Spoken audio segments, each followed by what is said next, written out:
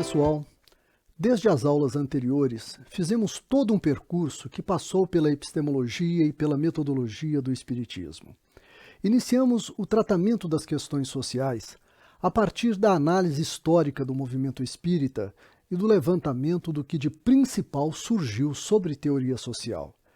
Passando pela metade desse curso, fizemos um primeiro caminho propositivo, no qual buscamos os fundamentos da teoria social espírita, posicionando-a como uma vertente necessariamente progressista e preferencialmente esquerdista, porque crítica e transformadora da realidade.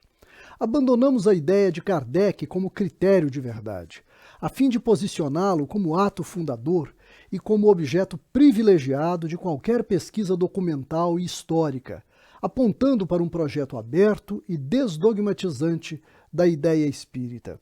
E estabelecemos, por fim, que a prioridade da nossa busca agora é pela reformulação dos conceitos espíritas, de sorte a dar-lhes dimensão social e fazer disso a base para o pensamento social e político a partir da mentalidade espírita.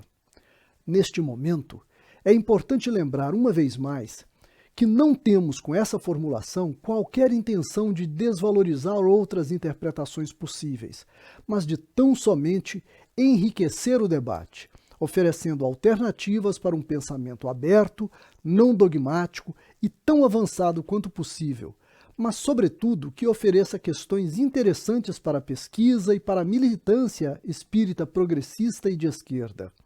São, como eu lhes disse na aula passada, ideias e conceitos para serem discutidos, contestados, refutados ou transformados.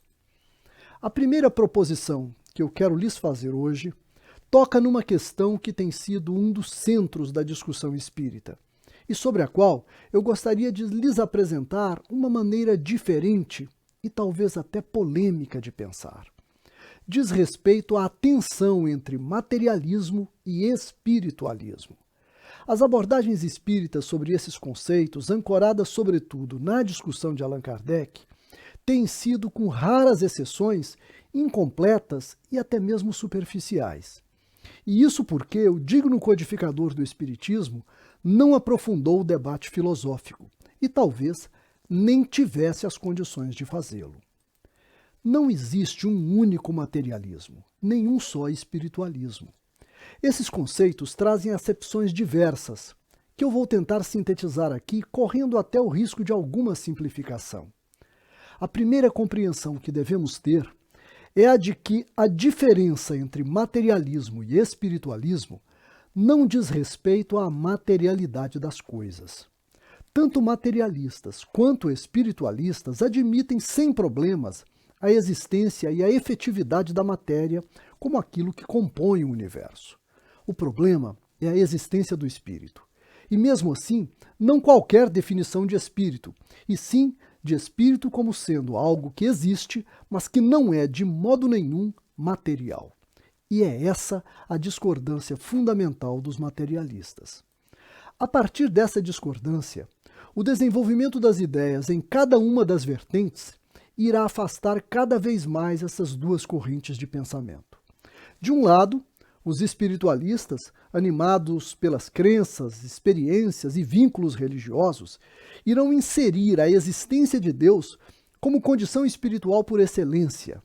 Irão afirmar que o espírito não apenas existe, mas é ele quem coordena o intelecto e a vontade humana, e que, portanto, trata-se de uma substância imaterial que tem primazia sobre a matéria.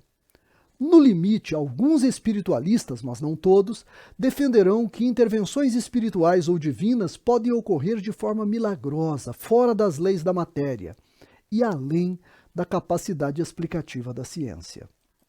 Do outro lado, o lado materialista, o desenvolvimento do pensamento pode também alcançar formas bastante radicais. A mais comum e talvez a mais superficial delas é a de que os diferentes estados de consciência não são mais do que epifenômenos materiais ou fisiológicos, o que leva os materialistas a negarem qualquer possibilidade de vida fora do corpo físico, recusando com isso a existência da alma e, por conseguinte, a preexistência ao nascimento, a sua sobrevivência à morte e a possibilidade de transmigração ou reencarnação. É o famoso morreu, acabou. Mas nem essa é a forma mais radical de materialismo. Talvez a mais radical seria aquela que tira consequências éticas extremas do pensamento materialista, como é o caso do hedonismo, pensamento filosófico pré-socrático que defendia a ideia de que o prazer é o único objetivo da vida. Uma forma menos extrema e talvez também nascida na filosofia grega, o epicurismo, é o que valoriza o prazer, mas com moderação, porque tangido pela razão. Duas coisas, então, até agora, são objeto de discussão entre materialismo e espiritualismo: a questão do espírito e a da existência de Deus. Os espiritualistas, ao defenderem a primazia do espírito sobre a matéria, o fazem de dois modos: o espiritualismo dualista de Descartes, para quem há duas substâncias completamente separadas, o corpo ou a coisa extensa, e a alma ou a substância pensante, sendo que a união entre ambos seria uma espécie de milagre de Deus operado pela glândula pineal. E o espiritualismo monista de Leibniz, que numa contestação a Descartes defendeu que o universo é constituído por um único tipo de substância simples e sem extensão, chamada mônada, e a alma seria uma mônada racional, dotada de percepção e memória. Os materialistas, por não crerem na existência de nada imaterial, pouco se importam com essa discussão sobre espírito ou alma e matéria ou corpo, mas episodicamente eles entram no debate sobre a existência de Deus e, quando o fazem, assumem dois tipos de postura. Primeiro, a ateia, que nega a existência de um Criador ou de um ser superior, podendo chegar ao ponto de combaterem a religião como uma enganação ou uma ilusão irracional. E segundo, a postura agnóstica, que é mais branda, pois se recusa a considerar seriamente a existência ou não de Deus, adotando a ideia de que tanto faz se Deus existe ou não. Ou seja, procedem como se, de fato, Deus não existisse. Observem que até agora estamos discutindo apenas o materialismo e o espiritualismo como problemas ontológicos, isto é, dentro daquela parte da filosofia que estuda o ser, o que é e o que não é no universo ou em nós. Mas o que me parece mais interessante é que ao longo de todo o tempo até hoje, esse foi o único modo como o Espiritismo discutiu essa questão. O próprio Allan Kardec, em praticamente todos os textos em que ele se referiu ao assunto, sempre combateu o materialismo justamente em sua forma mais pobre e tosca, que foi o materialismo mecanicista, para o qual o homem seria apenas uma máquina ou um mecanismo. A partir daí, Kardec denunciou que esse pensamento levaria ao hedonismo, isto é, à relação humana num quadro de completa irresponsabilidade moral. Nessa linha foi que ele viu o Espiritismo como o grande auxiliar da religião e destruidor do materialismo como uma chaga da sociedade. Uma visão exclusivamente ontológica ou substancialista da dicotomia materialismo e espiritualismo é um debate fundante. Mas eu me arrisco a dizer que esse debate nos separa mais do que nos aproxima do grande saber filosófico e científico que nós temos disponível hoje. Isso porque, na época de Kardec, isso foi dito por ele próprio no capítulo 2 da conclusão do Livro dos Espíritos, os materialistas mal se confessavam como tal. Allan Kardec acreditava que o espiritismo vinha num processo evolutivo infalível, tocado pela força mesma das coisas, e que sepultaria definitivamente o materialismo e instauraria o grande reinado do espírito e do conhecimento espiritual, momento em que o espiritismo se tornaria não uma religião específica, mas a crença geral de todas as religiões, filosofias e ciências. Mas isso ele disse em 1854, em seu primeiro livro. 14 anos depois, em 1868, parece que nós já tínhamos um Kardec mais sofrido, mais ponderado. Na Revue Spirit de julho de 1868, ele publicou um texto no qual constam os seguintes dizeres: Deixemos, pois, o materialismo estudar as propriedades da matéria. Esse estudo é indispensável e será feito. O espiritualismo terá apenas que completar o trabalho naquilo que lhe concerne. Vemos aí um Kardec mais dialógico e até menos destrutivo do materialismo, embora ainda crítico severo do absolutismo de ideias que ele via na forma materialista de pensar, e não menos convicto da força evolutiva natural do espiritismo. E por que isso?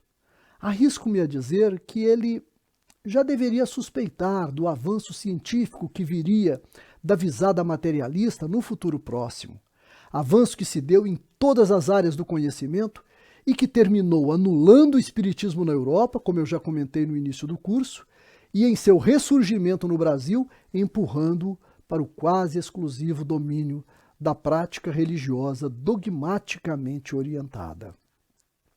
O encaminhamento de uma superação desse problema é mais uma contribuição que o desenvolvimento atualizado de uma teoria social a partir da mentalidade espírita talvez possa fazer. E como fazer isso? Introduzindo uma nova forma de pensar essa dicotomia espiritualismo-materialismo, tomando por base outro modo de definir esses conceitos e que nem precisa ser inventado, porque já faz parte das definições que constam dos melhores compêndios de filosofia. É que além de uma definição ontológica, psicológica ou substancialista do espiritualismo e do materialismo, nós temos uma definição ética e social desses termos. Essa definição foi uma interpretação feita a partir do materialismo dialético. Para essa forma de pensar, o universo é um todo material em constante e ininterrupto movimento, que evolui por contrastes e tensões, aumentando cada vez mais a sua complexidade e, em momentos de esgotamento, é sujeito a mudanças qualitativas bruscas que fazem novas coisas surgirem.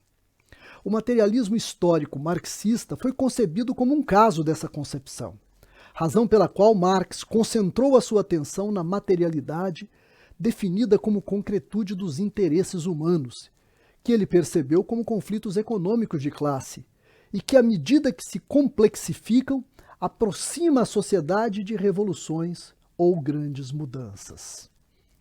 Com certeza, foi essa visão de movimento e de transformação que aproximou os intelectuais espíritas das teorias marxistas. E é também por essa razão que eu disse na aula passada a vocês que o espiritismo socialmente considerado deve desembocar em uma teoria progressista. Mas o espiritismo não é materialista, nem no sentido marxista de se basear numa leitura econômica da sociedade e da história, embora o espiritismo possa ter tudo de dialético, como entreviram Cosme Marinho, Manuel Porteiro e Humberto Mariotti na Argentina, tanto quanto Eusínio Lavin e Herculano Pires no Brasil. E é aí que surge a pergunta: a que tipo de espiritualismo pertence o espiritismo? A meu ver, àquele que o filósofo francês André Lalande, em seu vocabulário técnico e crítico da filosofia, define como o significado ético e sociológico. Segundo ele, trata-se da corrente que pensa que há no homem e na sociedade dois sistemas diferentes: o dos interesses da natureza, que são interesses sociais pela matéria, e o dos interesses da vida humana, que são interesses sociais do espírito. Ora, como nós sabemos que o modo de conhecer da ciência da natureza não é mais o mesmo modo de conhecer das ciências sociais e humanas, isso significa que no âmbito dessas ciências não podemos considerar o mesmo tipo de materialismo do conhecimento utilizado nas ciências naturais. Em outras palavras, as ciências sociais se interessam por tudo aquilo que é realidade concreta dos seres humanos. E é por isso que, no jargão dessas ciências, aquilo que diz respeito à cultura, às artes e à criatividade humana é comum que se denomine espírito. Como Max Weber, quando afirmou que a ética protestante é o espírito do capitalismo. É, pois, um materialismo que se interessa pelas realizações do espírito humano, pelos aspectos imateriais da cultura, das simbólicas, das tradições históricas, pelas realizações do pensamento. Vocês poderiam até dizer que não é este o mesmo sentido de espírito do espiritismo. E teriam razão. No espiritismo, espírito é uma mônada individual, é um conceito substantivo, psicológico e ontológico.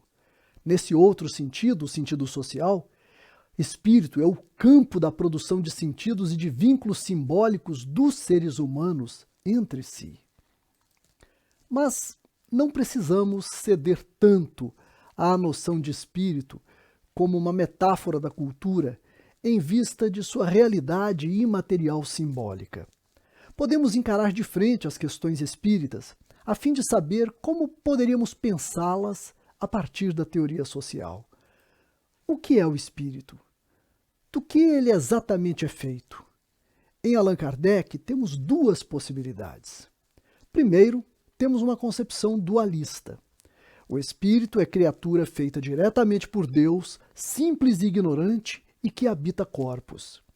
Espírito é espírito e matéria é matéria, e esses mundos são e sempre serão separados, embora em relação na qual o espírito impere sobre a matéria. E segundo, uma concepção monista. O espírito é resultado evolutivo do movimento do universo, isto é, do átomo ao arcanjo, tudo se encadeia no universo. Nesse caso, o espírito é um resultado do desenvolvimento da própria matéria, pois ambos são a mesma essência em estágios evolutivos diferentes. Mas eu faço aqui uma segunda disjunção. A primeira é uma questão espiritualista religiosa e a segunda, espiritualista materialista. Pode parecer estranha essa expressão, mas se esse raciocínio estiver correto, então temos que admitir que a problemática do espírito, se for pensada como substância imaterial ou como centelha divina, nos coloca diante de uma questão de fé, pois não é possível perscrutar cientificamente essa condição. Entretanto, já que temos o direito à fé, mesmo que confiemos nessa ideia como verdade, as experiências descritas pelo Espiritismo e relacionadas ao espírito são todas elas problemas científicos legítimos. Ou seja, não temos como pesquisar o espírito enquanto tal, mas nós temos condição de fazer ciência sobre a hipótese da sobrevivência, da manifestação e da transmigração da vida. Isso só não seria possível se o espiritismo tivesse uma concepção de vida depois da morte como um milagre, um ato puro de Deus, sem corporeidade nenhuma, pois aí estaríamos diante do sagrado, do noumênico, do indescritível, do milagre. Não haveria ciência possível. E é exatamente aí que está a chave. Por que é que do espiritismo se pode fazer ciência? Muito simples. Porque nem mesmo nos relatos dos espíritos presume-se no espiritismo a existência de espíritos sem uma corporeidade que os caracterize. Em outras palavras, o que os materialistas devem seriamente contestar é a vida incorpórea. Se houver uma corporeidade, a conversa pode começar de novo. É evidente que isso não é convincente também para os materialistas mais convictos. Foi o caso, por exemplo, de um dos principais pensadores desse assunto, o filósofo espanhol Gustavo Bueno, criador da corrente chamada materialismo filosófico. Segundo esse autor, a discussão sobre o corpo espiritual configura uma variedade do materialismo grosseiro, ou seja, aquele materialismo corporeísta que adorna com atributos morais e estéticos o estado gasoso das substâncias corpóreas. Este filósofo defende que não existe possibilidade de existência e consciência fora do estado sólido da matéria. Mas eu me permitiria dizer que o materialismo dele é que é limitado e extremamente pretensioso. Não por negar a existência do espírito como uma mônada incorpórea, pois essa é a postura que se espera de um materialista, mas sim por negar de forma antecipada que outras formas de matéria possam abrigar o complexo e ainda não completamente conhecido fenômeno da vida. E por que lhes digo isso? Por causa da moderada posição espírita que podemos construir entre os polos do materialismo e do espiritismo a partir da noção de corporeidade. A ideia é de que o espiritismo não nega a corporeidade após a morte, mas também não traz informações sobre a incorporeidade em qualquer nível. Em outras palavras, não precisamos negar, como fazem os materialistas, o espírito como ser imaterial e incorpóreo, como na visão cartesiana, mas podemos tranquilamente dizer não sei. Entretanto, sobre as possibilidades de vida depois da morte a partir da pluralidade de corpos, podemos, com boa ciência, não somente desafiar os estudos físicos e biológicos, mas produzir uma filosofia científica que dialogue com as expectativas materialistas das ciências sociais. Trata-se, neste caso, de um tipo de materialismo filosófico, não mecanicista e espiritualista, que não nega necessariamente os pressupostos religiosos ou de fé que os espíritas mantenham como razoáveis, mas que também não faz deles condição para seguirmos no conhecimento científico. Isso porque o nosso interesse aqui é deixar as questões de substância para as ciências naturais e avançarmos no pensamento social, criando condições de diálogo com o conhecimento de nossa época. Observem neste momento que eu não estou, nesta argumentação, utilizando suposições a respeito de Deus, de sua necessária justiça ou perfeição, como fez Allan Kardec, ao lançar mão da filosofia medieval para demonstrar os conceitos espíritas como lógicos e racionais. Observem também que eu não estou fazendo exigências de adequação da realidade ao método, como fizeram Mariotti e Herculano Pires, ao exigirem a negação da negação à dialética marxista, como se a vida não pudesse ser interrompida só porque o argumento dialético ainda não se completara. Não. O que estou fazendo é simplesmente admitir que a ciência não conhece realidades vivas sem corporeidades. E estou dizendo também que isso não é incompatível, ao menos como hipótese, com o espiritismo. Ao contrário, a noção de corporeidade é central na ideia social de espírito que eu começo a lhes propor. E o que é corporeidade para o espiritismo? É a concepção multicorpórea da vida, que em termos mais simples inclui pelo menos duas corporeidades. O corpo físico transitório que se extingue com a morte e o corpo perispiritual, que aparentemente assume várias modalidades corpóreas conforme a dimensão em que se manifesta. É por essa condição de corporeidade múltipla que participamos de vários mundos, ou seja, é ela que garante a condição de interexistência de que falou Herculano Pires. Trata-se, pois, de uma corporeidade multidimensional, sendo essa a condição principal de materialidade que o Espiritismo chama de espiritual, e sendo esta também a condição de sua cientificidade. É essa corporeidade que sustenta a ideia de sobrevivência após a morte e de reencarnação. Eu não tenho o que acrescentar a vocês na discussão existencialista ou monádica individual dessa multicorporeidade. Entretanto, para a construção de uma teoria social, nós temos que ir além. A multicorporeidade espírita é também e, sobretudo, uma dimensão relacional, econômica, social e cultural da interexistencialidade.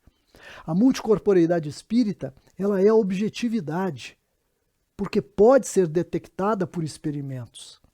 Ela é subjetividade, porque garante a permanência de múltiplos estágios de consciência. Mas ela é, sobretudo, e isso é fundamental para uma teoria social espírita, intersubjetividade, porque é o que torna possível a comunicabilidade espiritual em todos os aspectos. A questão, portanto, não é se nós somos corpos ou se nós temos corpos. Poderíamos defender um ou outro, ou até ambos, discernindo que o espírito, em sua multicorporeidade, é um ser integral. Mas, como eu disse, essa não é a questão. A questão principal é a ideia de que a corporeidade espírita não é monádica, restrita à ideia de individualidade. Ela é um ponto de rede, uma referência dentro de um sistema simbólico complexo e multidimensional. Como objetividade, ela é materialidade. Da mesma forma que, como subjetividade, ela é espiritualidade. Mas o que nos importa neste momento é que, como intersubjetividade, ela é conectibilidade simbólica. Em outras palavras, por ser objetivamente multicorpóreo e subjetivamente interexistente, o ser espiritual se relaciona, vincula-se aos outros, produz significações e se projeta na história de todas as dimensões em que existe. É a corporeidade, em sua condição de presencialidade simbólica, de vínculo comunicacional e de projeção histórica, aquilo que torna possível a sociedade. Porque, gente, corpo não é só espaço e moradia. Corpo é linguagem, é comunicação, é mídia e mediação, e é vínculo com os outros. Podemos produzir uma ideia de espírito como centelha divina, como mônada incorpórea, animadora de todas as corporeidades possíveis e transdimensionais. Mas isso será apenas metafísica teológica. Não temos nada contra. É perfeitamente legítimo que os espíritas religiosos sigam por esse caminho. Mas o que eu quero lhes dizer é que, pensando de forma sociológica ou antropológica, há teoria social possível sem que tenhamos que nos preocupar com essa questão. Nossa ideia de espírito, portanto, é integralidade. E este é o corolário que eu lhes proponho ao debate crítico neste exato momento. Espíritos, quaisquer sejam, encarnados ou desencarnados, são seres corpóreos e interexistentes em conexão uns com os outros, formando sociedades e culturas, produzindo histórias individuais, grupais, sociais e civilizacionais e transacionando por dimensionalidades diferentes. Quais dimensões? Não sabemos. O Espiritismo nos apresenta duas, que para denominá-las ainda usamos termos pobres, simplistas e nem sempre definidores, como a encarnada e a desencarnada, sinalizando que a diferença seria a presença ou ausência de carne. Temos chamado também de mundo material e espiritual, o que parece ser uma dicotomia irrealista, já que, ao que tudo indica, o mundo espiritual é também feito de matéria, só que em outra dimensão. Outra dicotomia fora da realidade é denominar de mundo corpóreo e mundo extracorpóreo, o que acaba negando a corporeidade da vida pós-mortem. Mas a pior delas talvez seja o mundo dos vivos e o mundo dos mortos. Eu não sei vocês, mas eu detestarei ser chamado de morto quando estiver no mundo espiritual. Mas isso não é tão importante assim. Eu penso que denominações mais precisas devem vir de estudos mais aprofundados dessa corporeidade múltipla que nos faz interexistentes. Como a conhecemos tão pouco, nós temos que dar tempo ao tempo, evitando dar nomes para aquilo que ainda não sabemos. Por enquanto, o importante é nos esforçarmos para escapar da ideia do espírito e de sua corporeidade a partir de uma apreensão individualista. Indivíduo e sociedade não são entes separáveis. A indagação aonde termina o indivíduo e começa a sociedade, ou vice-versa, é uma falsa pergunta, porque todo indivíduo só se constitui socialmente e toda a sociedade só se concretiza em ações individuais. E a multicorporeidade também. Os corpos de cada um de nós, assim mesmo, no plural, os corpos de cada um de nós são constituídos social e historicamente. Demarcados como biologia, são sistemas dependentes do entorno, inclusive dos outros organismos biológicos dos quais nos alimentamos. Toda a sobrevivência é viabilizada em interação e cooperação mútua ou em combate contra os predadores, de sorte que é falso que nasçamos sozinhos e morramos solitariamente. Se assim fosse, nós não sobreviveríamos. E por fim, é extremamente importante. Somos constituídos pelas singularidades da cultura e da história, que demarcam as várias identidades que assumimos em quaisquer das dimensões nas quais nós vivermos. Todos os componentes simbólicos de nossas identidades são sócio-espirituais. e dizem respeito às condições dimensionais em que estejamos vivendo. Assim, ser homem ou mulher não constituem nem aqui nem em outras dimensões da vida apenas uma determinação biológica. E, evidentemente, isso também ocorre para as problemáticas que envolvem a orientação sexual, que atravessa também as identidades espirituais, social e historicamente vivenciadas.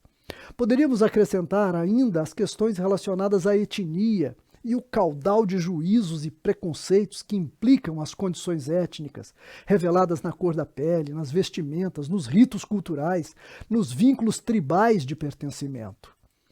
Todas essas questões são implicações relacionadas diretamente à corporeidade. E uma apreensão multicorpórea da vida do espírito, sem dúvida, nos permite supor que os vínculos e os conflitos produzidos pelas várias identidades sociais, tanto quanto os conceitos e preconceitos derivados das experiências e juízos históricos decorrentes, implicam em consequências as mais diversas na interexistencialidade do espírito. Em outras palavras, é extremamente provável que machismo, homofobia, racismo e outras formas de violência física ou simbólica repercutam de forma própria nas outras dimensões da vida. Isso porque essas questões todas não são simplesmente morais, não dizem respeito somente a indivíduos, mas são produções sociais. A sociedade multidimensionalizada singulariza os corpos, e estes expressam os limites e as possibilidades relacionais das sociedades em que manifestam. E tudo isso é social e espiritual desde o princípio, mas não apenas e nem principalmente num sentido individual. É essa dimensão multicorpórea da interexistencialidade espiritual, em sua expressão simbólica e relacional, na conformação das identidades transdimensionalizadas como experiência sócio-espiritual ininterrupta e em contínua transformação, o primeiro grande objeto da pesquisa social, a partir da mentalidade espírita, retificada agora pela inspiração das ciências sociais do nosso tempo. Tudo isso que eu lhes disse aqui, até agora, são apenas conceitos básicos, articulados por um diálogo teórico a partir de parâmetros de filosofia e de ciência social. Não tenham dúvida, meus amigos, que nesse espaço de conhecimento há muito mais ignorância do que saber. Há muito mais perguntas do que respostas. A quantidade de coisas que não sabemos é muito, muito maior do que as que já sabemos ou que a gente julga saber. É preciso, portanto, especular o menos possível e partirmos para a pesquisa empírica. Restabelecer o diálogo com os sujeitos socioespirituais que tenham acesso a outras dimensionalidades, a fim de perscrutar junto a eles, com o rigor metodológico possível, as condições de vida e relação do que denominamos mundo espiritual. Identificar as implicações da multicorporeidade no tecido social e histórico da vida espiritual e, com isso, ampliar nossas possibilidades interpretativas para além do discurso dogmático, que acredita ingenuamente que todo conhecimento já foi dito. Nas próximas aulas, trabalharemos a aplicação desses conceitos fundamentais às noções de reencarnação e de mediunidade, introduzindo para isso em nossa análise dois conceitos que são fundamentais para constituir a base de qualquer teoria social: os conceitos de tempo e espaço. E isso tudo para que possamos investigar as consequências culturais e políticas de uma visão social do espiritismo para as ações do movimento espírita. Bem, por hoje é só. Aguardo vocês no próximo debate, esperando que vocês me ajudem a testar essas ideias e aprender. Como sempre, peço que me enviem as questões, comentários e refutações com a antecedência possível. Para isso é que eu estou nessa reta final do curso me esforçando para tornar disponível cada vídeo com a máxima antecedência. Então, até sábado e muita paz.